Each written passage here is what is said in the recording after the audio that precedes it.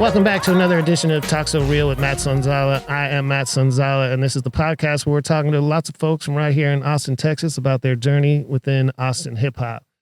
And today, I also want to thank the city of Austin for all their assistance and KAZI in the studios here. Just amazing. And you're the reason I'm here, Reno Dudley, man. You've got a long history in the city and in this music, but recently, are you the station manager? Yes, sir. The station manager here at KZI. This is a long-standing community radio station from Austin that I've been listening to since when I was in Houston coming up and visiting on a weekend. It was like we had to turn on 88.7 to see what was going on, see what was going around in the community and hear the music. And then, of course, Magic Video on Sunday. But this has been a staple, and I love to see the new studio and what you guys are doing. But we'll get into that in a second. I want to talk to you, like I said, about your journey. And when did you first start? Because I know you were doing artist management and everything, but when did you first start kind of participating in the Austin music community? I say soon after high school. So I grew up, one of my best friends growing up is Jared Williams, aka Clover. I actually grew up certified, known him since 3rd grade as well. Wow, okay. So we all kind of like grew up together, and while like Jared, Chachi, Camilo, and all them were doing like the Die Slow and certified, they were doing like the Die Slow thing. They would always ask me like, we need some, they would come to me for like some kind of business advice or something like that. Cause like my thing was always going like the corporate route. I want to go to college, get my undergrad MBA and do the whole thing. And everybody's like, well, we need somebody in music, who understands business and everything. And I'm like, nah, I'm good. Y'all always look stressed. Y'all always try to like figure out how many tickets he gonna sell, if anybody's gonna listen to your music, whether or not anybody cares. Like, I'm all right on that. That just sounds stressful. You fast forward a few years, and another gentleman I met in high school, John Dees. Funnily enough, I was actually dating somebody, and she was a singer. And I was like, all right, cool, I'll help you out, get some music going and everything like that. So me and John link up and we started working on this project, and it was like my first foray into artist management. And during it, it was an aspect of like, man, I really do enjoy this. And so from there, that's kind of where I met up with Amber, Desiree Bermea, Beatrice, and we started the whole street alumni thing and going with that. And we did a lot of events from like Love and Harmony at Mojo's and a couple other things, and like started off really like as promoters. And then we kind of caught a break when, I know that I can't say the exact year, but I know the year the song came out, but it was the year that LMFAO had all their success. Okay. We got the chance to like lead their street team and their marketing efforts during like the festival circuit. Okay. So it was kind of from there, it was like, well, I'm entrenched now. Yeah. Yeah. I love that so many of the interviews we've been doing, people are dropping names from the history. I mean, like Beatrice. Where's Beatrice, man? I remember those days. You guys were married to being a mother. Yeah. Yeah, exactly. You guys were a real squad back then. And, and it was a lot different time too back then. It was so organic and so like. It's like the blog era. It was definitely blogs. Yeah, it was like the blog era, man. And man, I miss the blog era. Yeah, everybody does not need to be contributing to social media all day, please. We really don't need your voice all the time. But that was a really dynamic time. And I remember, now you talk about the guys from Die Slow, they're going to Australia for South by Southwest, certified in prescription. And then we're out in Europe last year, like getting it. And that's a key, that's persistence. Yeah. Right there. Yeah, they've been working so long and so hard. Like, I've seen them go from like, even the formation of like, it was like Throat House, Fireboy Entertainment. Oh, JD's gonna kill me. I cannot think of what like their joint was, because it was like an amalgamation. They like joined together a lot like the League did, the League of Extraordinary G's did, which shout out to them because a lot came from them. So yeah, it was it's definitely dope watching, because you also get to see everybody like change roles. Like Low Key from the League is now like, he's a photographer. Dose is a chef now, you know, and then other people will still write. So it's growth. You get to see a lot going on. Low Key is Robert Hine, the photographer for the Statesman, and Dose is the chef for the Detroit Lions. Yes. It's wild, man, watching people's journeys, man. That's why I wanted to do this, is kind of talk about that trip, because, you know, I think there's lots of people who complain about Austin and things that changes and different things that have happened here. And there's some people who feel like it didn't get the shine or this and that. But when I look at Austin, I look at it as a super community of real people who did a lot of really, really cool things. It's not like, this isn't Hollywood, man. And it kind of fits within like what Austin's supposed to be, which is like a pretty cool communal scene. And you were a part of that for a long time. Yeah. We even coming here and working for like a community station, it's pretty cool seeing like, and it's funny because I always say like the other side of that is like, there's a trap I call Austin famous, right? Where cats get Austin famous, right? And sometimes it becomes almost a trap, like a siren's trap. Like, I'm Austin famous. Ooh, I do South by every year. Yeah. Or, you know, the newspaper writes me about me. I made it. Yeah. And it's like, Austin famous, like, and I love Austin. Don't get me wrong. If you're New York famous, that's a thing. If you are LA famous, like, yeah, but you know, like, but every city in the world, it has that sort of thing. I mean, I'm originally from Erie, Pennsylvania. Yeah, not very big, and there's people my age who are still doing the exact same stuff. They're the ones that are going to get the call for the local festival. They're going to be the ones that get the call from the newspaper. They're going to be the one every time. It's like, it's not like, you know, it's not just here in Austin, but yes, I do know exactly what you mean. And one of the problems is, it stems from one of the greatest things about Austin, which is our live music scene and how you can perform constantly if you really want to. And that can be a curse as well. Like, you oversaturate yourself. Yeah. You mistake activity for achievement. Yeah. I think everybody's been through that at least some point in their life. They've seen it and they learned from it. And like, it's amazing to see the new generation, but also so many people still just, I mean, 'cause who cares if you're local, if you enjoy it? Yeah. You know? And my biggest thing with Austin is like, I look at it almost like the business background of like the economic perspective, right? Of like, we are Texas' biggest importers of music, and we're the smallest exporters right now. Like, so we'll import from Houston, well, San Antonio might be small. Yeah, rap-wise. Yeah, rap-wise. So like, when you look at hip-hop R&B, like, and things like that, like, we import a lot. And it's like, and I was even asking like, flip it. I was like, how do we flip that switch? Like, how do we flip that into, get a drug dealer to launder all his money on you? Talk so real with Matt Sonzala. Yeah. I mean, and I don't recommend that necessarily, but it's like when you gauge success in those ways, like, you got to know. You just said flip, man. I don't want to talk crap, but it's out there. It's legit, man. Back in the day when him and Hump were running around, and I saw Hump, dude had his shirt tucked in. He looked like a businessman. I was like, here's Lump. He's the one dude, man, who's like really just a business guy, taking care of business and helping the music. And then he got busted with keys. And I was like, him? Hump, not Lump. Let me make sure I said it right. Hump. And I was like, damn, man. You know, so it's like there's always a wizard behind the curtain and all that. And that's part of what also makes, like, for me, I don't care. I don't listen to Jay-Z. I like him. I hear him when I turn on the Vibe or something every single time. But fact of the matter is, like, I would rather listen to, you know, we got Casino coming up. We got Ben Buck has been here. Do Wrong. I would rather hear, you know, Max O'Cream or, you know, somebody like that. Our people, man, that are, or maybe that Reggie really Kobe album. Oh, man, you know, I gave up on that. I'm sorry. No, I'm putting all pressure I can on. No, I mean, we talked about Reggie and Dred Scott days in the early league, before the League of Extraordinary G's, and it was the COD and Dred Scott and Southbound. And like, I'm telling you, this whole, I think another problem is a lot of these really high quality rappers and producers and artists, like very literal artists, came out at a time when the mainstream took it right down the toilet. Yeah. You know, like, we had a whole era of where I could hardly even listen to hip hop for a minute in the past 10 years. There was a good chunk of it where I was like, don't even give me your music, please. I don't want to hear you trying to sound like these little whiny, crying, sad people. Oh, I know the era you're talking about. The whole, that sound, all that stuff. I was like, man, and some of our people did that. Yeah. They tried. And it is what it is. You try to stay relevant, but it was like, for me, I'm like, if everybody in Texas is like, yeah, coming down there, but then I come to Austin and I hear a Dred Scott or a Southbound and they're like coming out with like this insane energy and lyrics and 100% themselves.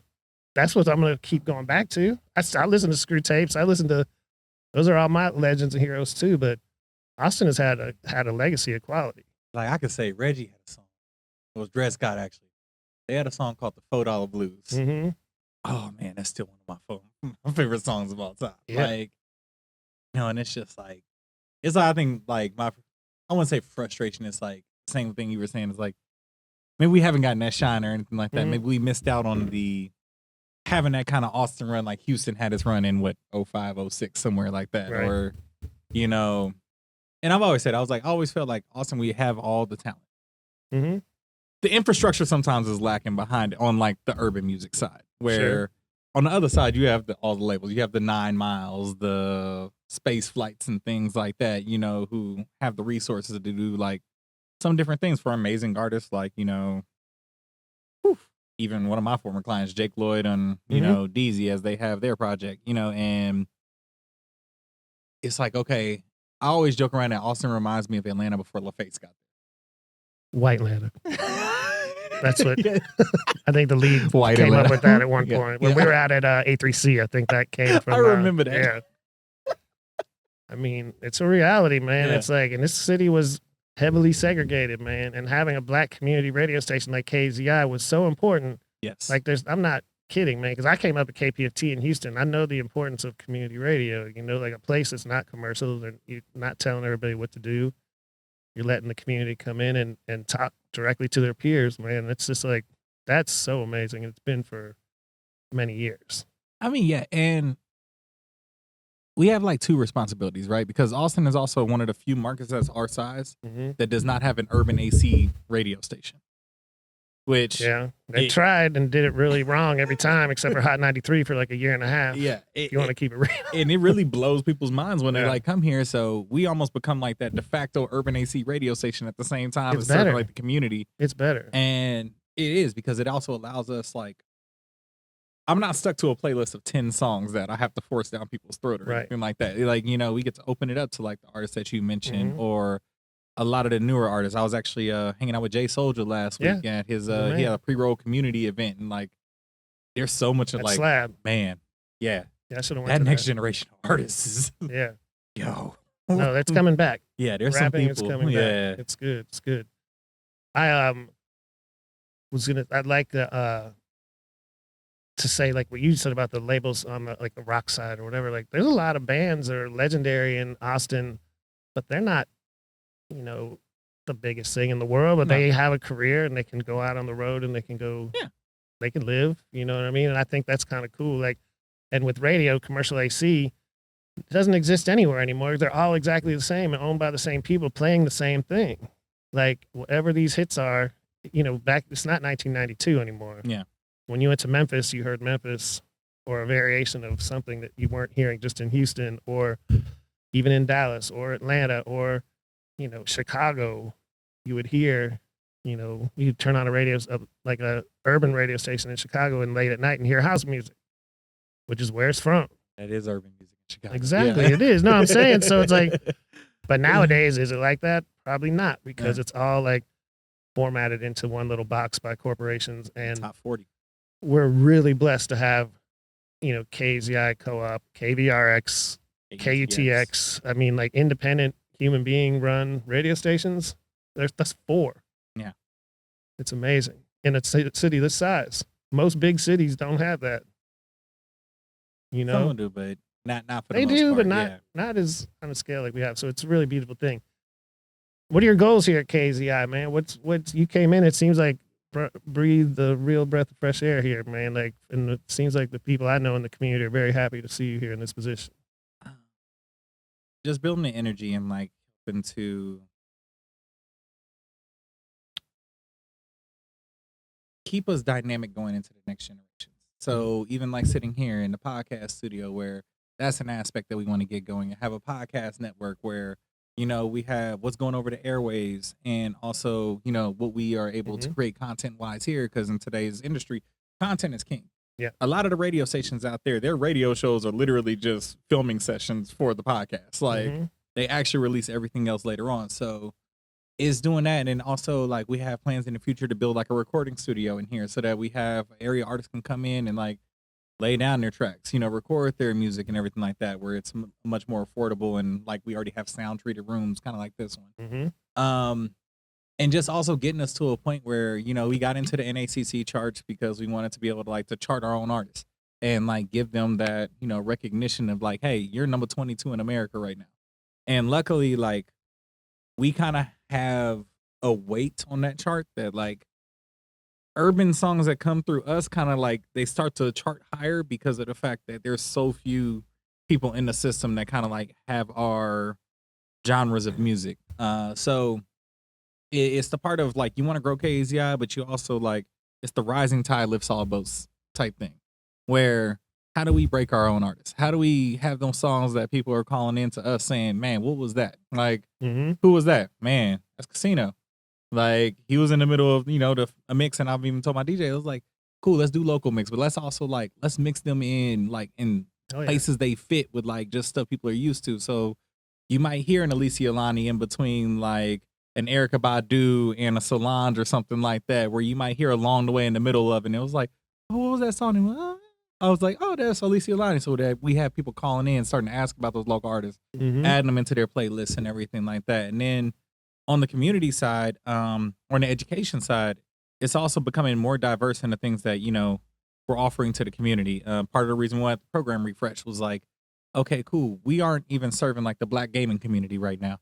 What can we do to have, you know, content around that? Because that's a large community. The blurred community is large, and that's not even just the gaming, the anime, all that. How are we serving that? Is anybody serving that? Currently, no. Okay, that's a niche that we need to like explore and serve it. Mental health. What are we touching on those? Men's, women's issues, relationships, even down to like financial things and everything like that. Because we have every day, Monday through Friday, from 12 to 1. We have some sort of educational show. Whether it's Latrice Cook with Iron Sharpens Iron. On Friday, we have two amazing lawyers who have a show called The Grapevine where they cover legal issues and everything like that. So it's really being able to deliver that content to our community in a digestible way and really just helping people expand their horizons musically and mindfully. You're not lying, man, because I've been listening and I've seen the difference and I've heard the artists and I actually love a lot of the talk because I feel like here, one thing that I've noticed on KAZI is you're mixing up like young people and older people, like OGs and like younger community in that studio. And it's like a group of people talking about almost anything. And for me, I think that's a beautiful thing. Yeah. You don't have to have all the rules and all of this and that and, you know, targeting this one audience. We're doing this. You know what I mean? Like it's a beautiful thing what you guys have got going on here at KAZI for real. And I'm honored just to be here, man, for real. Glad to have you here. I used to be up there on Wall Street. I mean, I used to go on Wall Street in the 90s. I mean, literally, like, back with Andre Walker. So, yeah, it means a lot to be here, man. And I really appreciate what you guys are doing. And if people wanted to get in touch or want to know more about your KZIFM.org. KZIFM.org. Working on getting the app done as well so that, you know, because, I mean, let's be honest, everybody knows the truth. Right now, we don't really reach out to the Round Rocks as much as we want to, or the Mainers and the Pflugervilles. And it's like funny. The Signal? Yeah. Which is funny. If you're from Austin, it's kind of funny that that's the largest part of like the diaspora for us lives in those areas because growing up, it was like, don't go to Williamson County. Yeah. And now all of us like, if that doesn't give you the idea of the gentrification here, like. No, it's one of the most severe examples of gentrification I've seen. Man. So we have our app coming, the KZI app. And then, of course, on all socials is KZI88887. Okay. You can find us on all those. And then, you know, we have people out in the streets. We have all of our programmers, and they're always accessible. And, you know, if you want to call in to the studio, all the information is on the website. We'd love to hear from our community. I would say this. I loved when DJ Slice would do What Is It? And people would call in and he'd always end it with like, what's the station you listen to? And 98% would be like, 88.7. Nobody would say KZI. I'd be like, 88.7. Like everybody knew it. Like that's where it is. And to be honest, like it's not really much of a reason to go too far right, you know what I mean? Except for 98.9, which is cool too. But you know what I mean? Like KDTX is dope. but most cities at left of the dial, y'all are about as far left of it as you could get. All the way to the left. I mean, and it's great that I think going back to your point in Austin, we have the relationships between like the community stations, like co-op, amazing partners. You know, we've tried to work together on a few things. We share each other's stuff. We try to promote each other. KUTX, I have great friends over there, and I mean, even some of our programs, they pull double duty. We have Miles Blockson. She actually has a show over here as well as having KTX. So it's great to see like the community stations really like keeping the community vibe and not going into like this, it's me or them type situation. So that's always good too. Man, that's dope. I appreciate you and commend everybody here at the station and for doing what they do and for letting me come in here and do this. That's really cool, man. So I want to say thank you once again to you for coming in. Thank you to KZI, the city of Austin, for helping make this happen. And keep tuning in. We've got more and more stories coming from right here in the streets of Austin. I'm Matt Sonzala. This is Talk So Real with Matt Sonzala.